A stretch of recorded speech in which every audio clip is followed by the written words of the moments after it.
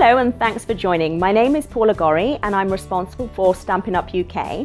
And I'm excited to be here with Charlotte today, so welcome Charlotte. Thanks, hello. Charlotte's going to be showing us some fun techniques, so I can't wait to get started. How about you, Charlotte? I'm ready. Okay, let's go. Today I'm going to show you a couple of techniques that you can use with our decorative masks. We have two sets in our range, the dots and stripes, and we also have hearts and stars.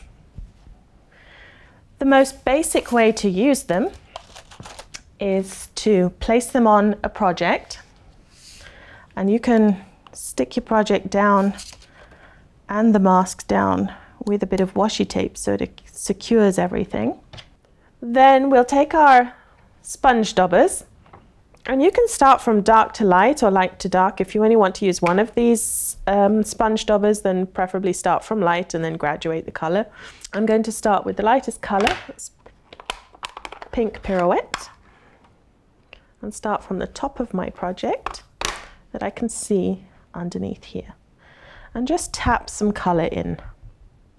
You can squish and smush, make sure that it's really covered in all corners, but not too much ink because it could actually then go underneath the mask and kind of ruin your project or cause a special effect. Then a darker color,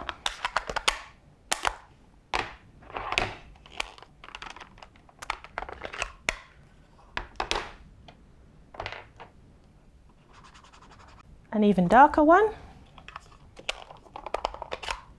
and the darkest at the bottom.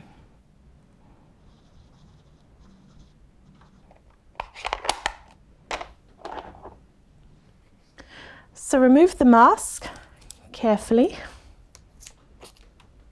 and there we have our graduated project. So here's one that I made earlier, and you really don't need too much else, perhaps a little bit of sparkle or a ribbon, but basically it's your background that you really want to highlight. You could also do the same technique and bring in lots of different colors, in this case rainbow colors, and just put on a little tag in the middle just to pep that up a bit. It doesn't have to be straight, just like that, a little button and a ribbon, and it really is the stars and the ink that's in focus right there. You could also use your mask with lighter colors on a darker background, here for an example on one of our cafe bags, just to give that extra pattern on a plain brown paper bag.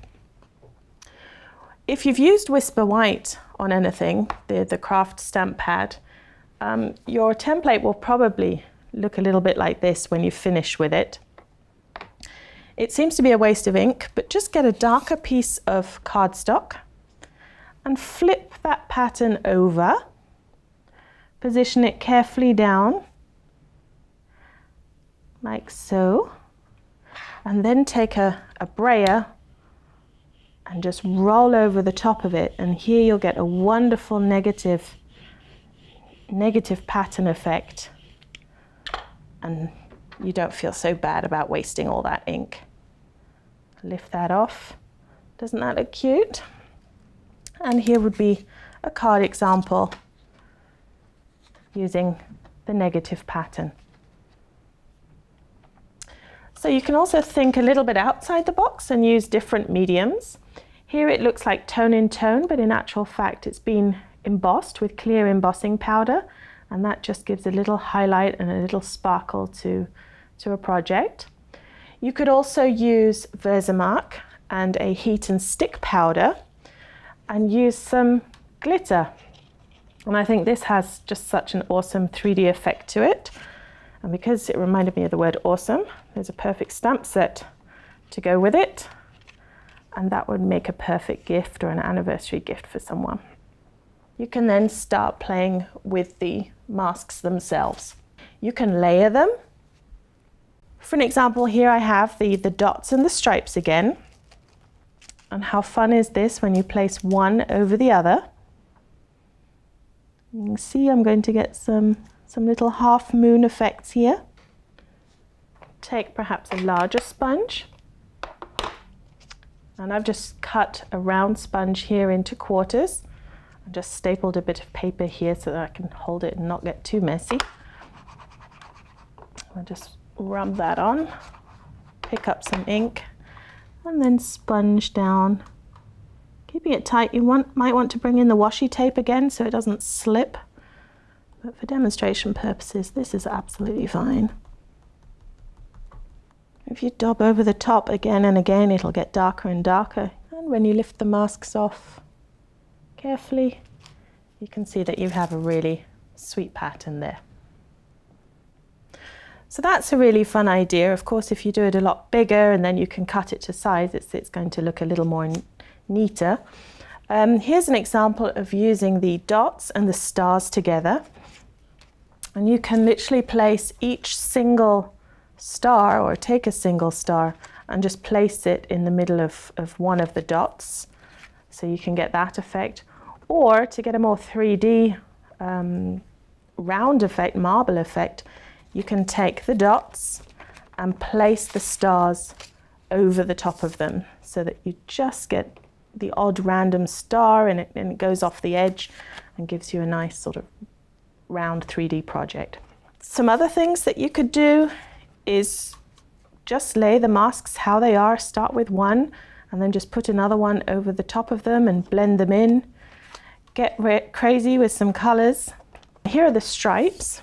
Haven't used these yet, but literally you can take one color one way and then go over the color another way, so you get a nice gingham pattern. And with things like a fabric optic, you can scrunch them all up so that they look really, really fabricy, like I've done here, and just secured it with a bit of washi tape. And I'll just put a little emblem to finish off a card right in the middle like that. And that would be an idea on what to do with all the pattern papers that you've made. So back again, here with the ideas that we play with gradients of color, that you can do reverse masking. You can play around with templates, or you can bring in some special effects like glitter or embossing.